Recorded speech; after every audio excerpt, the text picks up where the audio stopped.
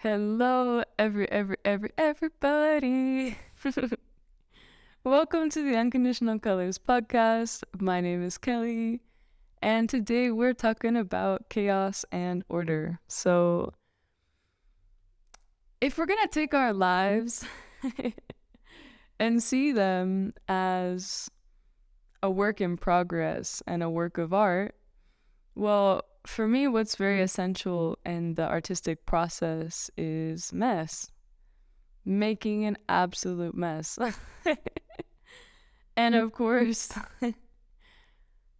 the more that you have a structure in place, where are you painting onto? What materials are you using for painting? In what space are you painting? Then you can channel that mess in a different way, So I feel like oftentimes, and this is, talked about a lot in science, like the ancestral brain, which likes to see things in black and white as a survival mechanism. And so oftentimes we polarize chaos and order. And we tend to lead too much towards one side instead of really finding a way to harmonize these two forces and to realize how they boost each other, So I'd like to use the example of a house. So if you have a house or a room or any kind of space, and you have sort of an order happening, where do certain things go? The general structure of the space, where's the furniture? Where's this thing, that thing?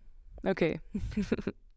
So that's a great thing to have, because when that structure is in place, there's always something to fall back on. So when chaos comes, because it inevitably does, your dog rolled around in mud and ran into the house and knocked your chair over, whatever, you know where the chair goes because you have a structure in place. And so I think that what oftentimes happens is that we tend to go too far into one end, so we let the mess accumulate and accumulate and accumulate until it just becomes absolutely unbearable. And then we clean. Or the other extreme is that we're always keeping it so clean that there is no space for mess, there is no space for chaos, and we're very kind of uptight about things. And so what I'm trying to reach here is a middle ground. And so the middle ground is having a home that has a certain order to it that you can go back to, but that order can grow, So maybe someone comes into your house and they move your lamp. They're like, oh, actually, I like it right here.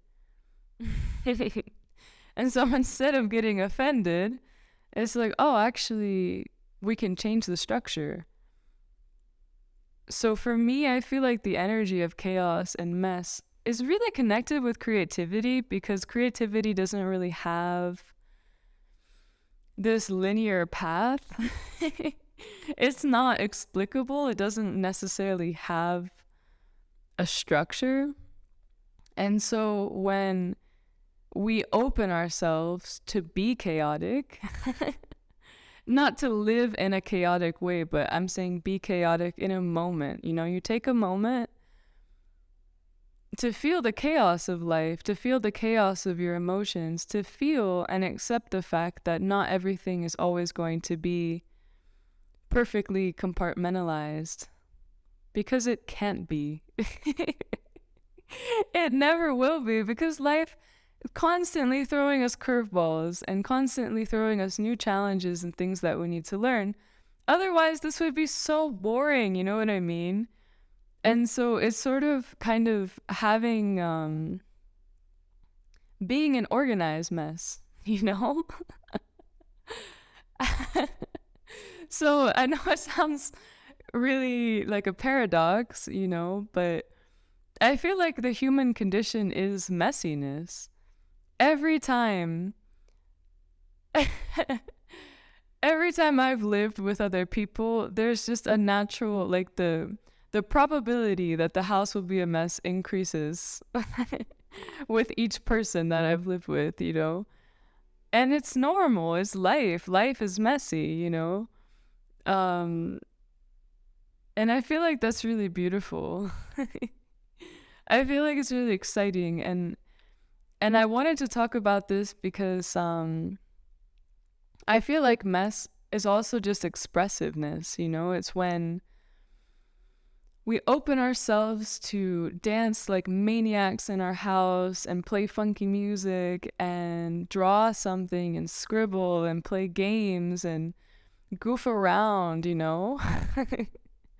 It could manifest as a physical mess, but it could also just be expressing the energy of kind of this movement that has no containment. It's like, where is it going? I don't know. Do you dance to have an end goal of dancing? Not really. You just dance. There's kind of no beginning or end. It's play. I feel like mess is also very much connected with the energy of playfulness. And so I think it's just really important to to harmonize these things, because I really feel like chaos and order is the backbone of creation. And so the order, the structure expands as the chaos expands, and they can expand together because the structure, the order, can give more space to hold the chaos. And the chaos pushes the boundaries of the structure. And so it's like, oh, okay. It's a constant dance of evolution between chaos and order. And so this goes the same way in ourselves. So I use the house analogy because I feel like it's quite tangible. And, you've probably lived in a house at some point, so most likely you're living in one now. So it's very, you can feel it, like you can feel into your relationship with your home, how how do you feel about the cleanliness? What is your habit with that? What is your routine way of keeping your house clean? Is there an order in your house? Or do things shift every single day? How do you feel when you're in your house? Do you feel at peace? I feel like our house is such a big mirror to ourselves and our mind. There's this quote I read many years ago, which said something, a clean room is a clean brain. And I really felt that when I read it. I was like, wow, yeah, that's it. A clean room is a clean brain. It's true. Because every time my living space has become a mess over a period of time, I start to feel like a mess. And it's also draining, it's also draining to our energy. But on the flip side, when we become a little bit obsessive about everything always being in its place and being perfect and we can't change the structure, then we don't really invite life and movement into our homes. We're kind of rigid. And so if someone comes in and they move something in our homes, it might make us feel offended even. And so it's really important to see the way that we interact within the spaces where we live. I feel like it's such a physical representation of where we're at, what we value, what our habits are. And so I think it's really good to recognize one key piece.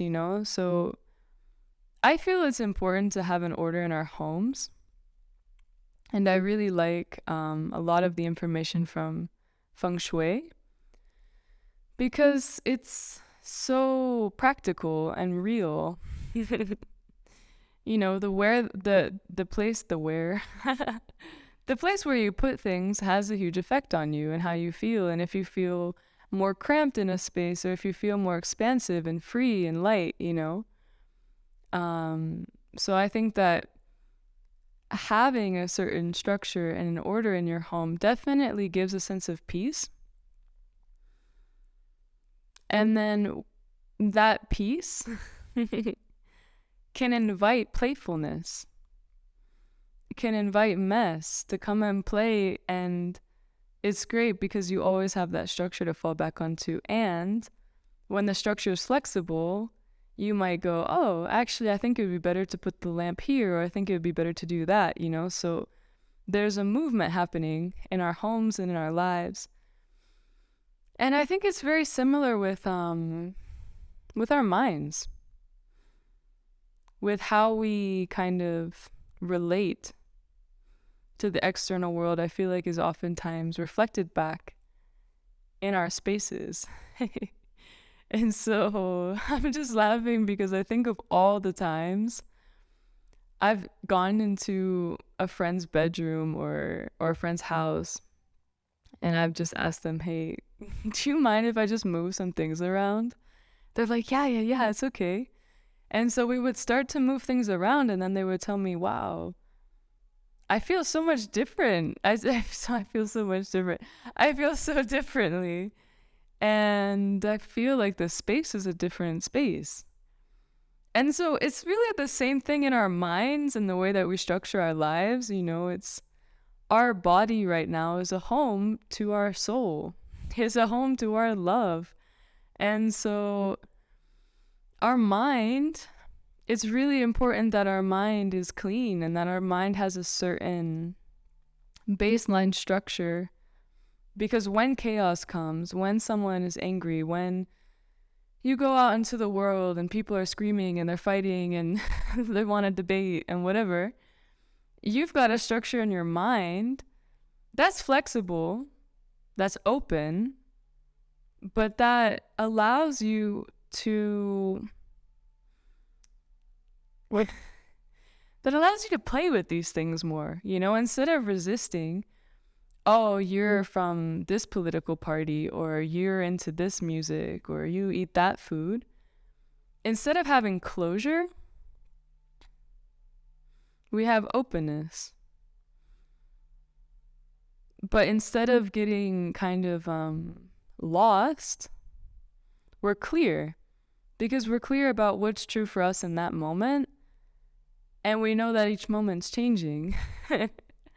And so I feel like mental instability comes when we feel like there's nothing, like there's no base, there's nothing that we can grab onto. And I feel that that base and that solidity and that structure comes from connection with the body, and comes from honoring and valuing the body, and then seeing how that extends into our home, seeing how that extends into the world around us, seeing how that extends into our connection with our planet and the natural world. And so I feel that it's really important that we create this base within our minds to allow us to really just be fluid in life, you know, to really allow all things to come in and flow out, you know, like a river. It comes in, it goes out, it just keeps moving. You know, we don't have to get stuck on finding the answers. We can create beliefs in our minds that value the feelings that we have in our bodies,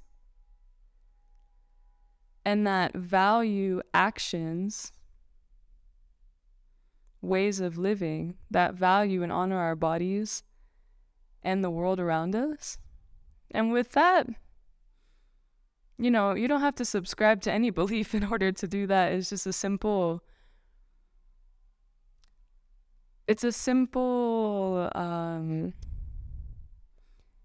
examination and affirmation of value.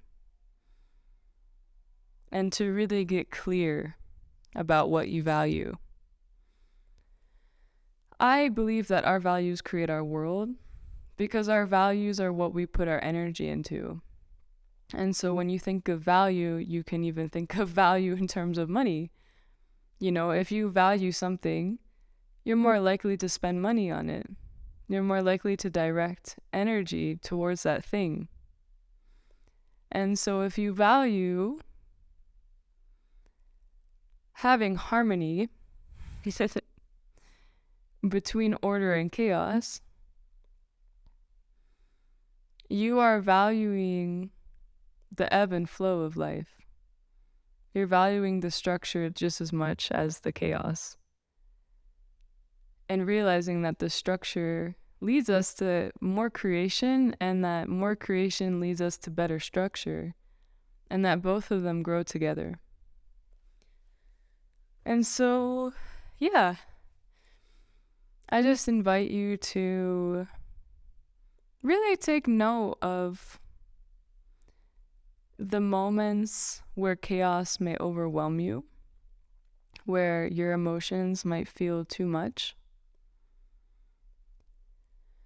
and say, you know what?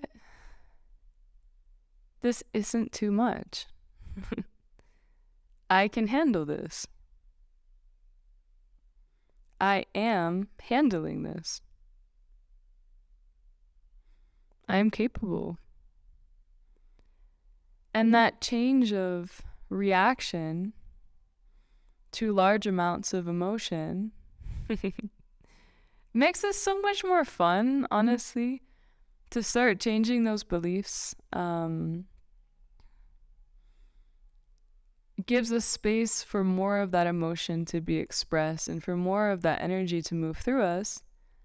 And for us also to have a better handle over it, you know? So instead of having this burdensome, cumbersome feeling as a result of all the ideas that we have and all of the memories that come up for us and all of the thoughts that come up and all of the feelings, you know, I feel that as we start to take awareness of things within ourselves, it can sometimes feel like an avalanche. 100% feels like an avalanche, at least in my experience. And so when you say to yourself, I'm feeling this now, I don't have to sort all this out. I don't have to have any answer. I don't have to have an answer. I don't need an answer. There is no answer. I'm just going to let it flow through me. I'm going to ask what these emotions would like to show me. You know, and I know it sounds so much easier than than when the moment comes, but when that moment comes, if you've practiced this a little bit in your mind, if you've kind of taken an hour, let's say, and you wrote down or you just thought about all the times you have felt the desire to resist your emotions, or all the times you've just felt incredibly frustrated because something didn't go how you wanted it to go, or because you knocked the the glass over, or you spilled the milk, or whatever, you know? You dropped something, it made a mess. All of those things, it's time for us to welcome them. Because messes are always going to happen. We're not robots, folks. We are not robots. And so many of us have been taught to be robots. I don't want to be a robot. I want to be a mess. You know, I want to be a mess like nature. You know, I want to be like the leaves of the trees and the bushes. Because it looks messy, you know, but it looks beautiful. It's a beautiful mess because it's not linear. It's not boxed in, you know, like when you see a tree or a bush that's been perfectly cut by a human, in my experience, I just feel like it loses a little bit of the wonder and the magic, you know? But when I see a bush that's just wild and full of flowers, and there's a squirrel living in it, and there's a rabbit living there, and there are birds, you know, it's just like full of life. It's This bush is exploding with life. I'm like, wow, it's amazing, you know, it's fascinating, it's beautiful. It's like a little microcosm in a bush. And so I feel it's really good that we invite that kind of energy into our lives, because that's the reality, you know, the messiness that we have is life-giving. It's, you know, it's life-giving. It's like, how did I come to be the way that I am? How did I come to feel all these things? How did I make that painting? How did I do that? It's this, I don't know, I just feel like it's kind of inexplicable, and I feel like oftentimes the word mess has such a negative connotation. And yeah. And for me, a mess isn't even really, you know, a mess doesn't necessarily have to be a disturbance or something disgusting, or, you know, like those are bigger levels of just lack of cleanliness, you know. But a mess for me is like, you know, the towel that you left somewhere, the pile of clothes on the floor. It's like little things that are so easy to move. But when they're there, it just brings a little bit of life to the space. It shows you that someone's living there, you know? And so I'm not saying have piles of clothes all around your house and stuff like that. But when there is a mess, laugh at it. Have fun with it, you know? And when you feel like you're a mess, have fun with it. You're not supposed to be perfect. And I think that even the definition that kind of has been put out there of perfection doesn't even exist in nature, because nature's messy, folks. Nature is constantly changing. You might see that bush I talked about today, and then tomorrow, who knows what happens? That bush, anything can happen, you know? A storm could come, some leaves fall off in the wind, a new animal comes and lives there and kicks out the other animals. Anything's possible, really. And so we are also, we are nature, you know? And so this separation feeling from nature just does not exist. It has never existed. It will never exist. We are breathing air to exist. Without air, we're not here. Where does the air come from? It comes from nature. So so there's no separation from this flow, you know? And so when we get into this really contracted state of wanting to control, it really blocks the flow of life into our homes. In our lives, really. Our homes, for me, I say home in a sense of we are our homes. Our lives, everything happening in our lives is an expression of our home. You know, how are we taking care of ourselves? How are we taking care of our life today in honor of life itself, in honor of the gift that is life? How are we taking care of it today? How are we inviting more of it? How are we playing with life itself? How are we truly being expressions of life without any restriction or resistance, you know? And so that's also really what feng shui is about. It's about making your house have a better flow of energy. It's about having good chi, you know, having good energy flow into your house. Life force energy in your house. And so I feel that this can be applied into just the way that we live overall. So, yeah, what things can you create to harmonize these two forces? What habits can you create? It could honestly just be a habit of dancing, dancing like a fool, like an absolute fool, and laughing and just going with it, just letting loose completely. And I feel like as we start to invite those kinds of energies into our lives, the addiction that so many people have to all kinds of stimulants,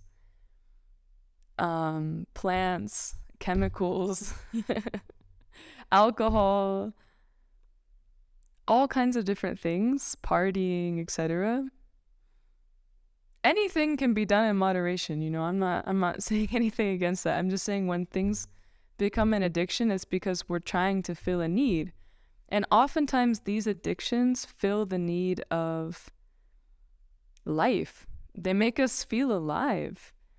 I've met so many people who need to have a beer before they can just relax and laugh, And so if we can invite laughter and joy and this openness in the body, in the mind, in the home, in the way that we live, then those things just won't be very interesting to us because we've already got it. We're already doing those things all the time. We already feel alive. So we don't really need any of that kind of stuff to feel confident, to feel expressive, to feel happy, we don't need it. And so I think that inviting chaos is inviting more life in, and the way that we cleanse our minds, the way that we create beliefs really opens the space for more life to fluidly, beautifully enter our minds and our emotions and our worlds. And it can teach us things, and we can constantly evolve. We can constantly grow and have more fun at the same time. Because that's also another point I would like to bring up. Oftentimes,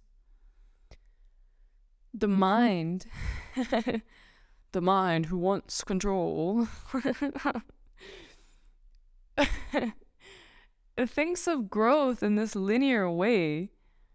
And I'm like, sweetheart, it's not linear.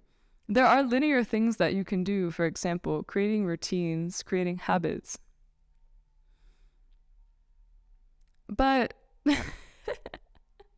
but that's not the only solution, that has to be balanced out with a lifestyle shift, and a perspective shift. I feel that our perspective totally colors the world around us and the filter through which we see the world. And so if we can see the world as beautiful in all of its chaos and disaster, and just see it as beautiful for what it is right now, recognizing the extremities, the things in the world that are tragic as well, as much as the things that are incredibly joyous, recognizing the world for the state that it's in, and recognizing the things that need to be improved, is also a really great way to do that with ourselves. And the best way to improve things is by accepting them first, by inviting them into our lives, into our world. Because how are we going to ever change anything if we don't even have the space or the capacity to feel it, see it, and understand it. So yeah. Hope that this made sense. Or at the very least you had fun listening to this. I had a lot of fun making it. So yeah, how can you harmonize chaos and order in your life? I would love to hear your thoughts on this. And yeah, anytime send an email to unconditionalcolors@gmail.com. I'm so curious. I'm so curious what you think, if you've got any questions. This is just the beginning of such an exploration, and I feel that chaos and order are things that maybe we'll never even fully understand. So it's fun to explore, and thank you for exploring this with me. Ciao, ciao.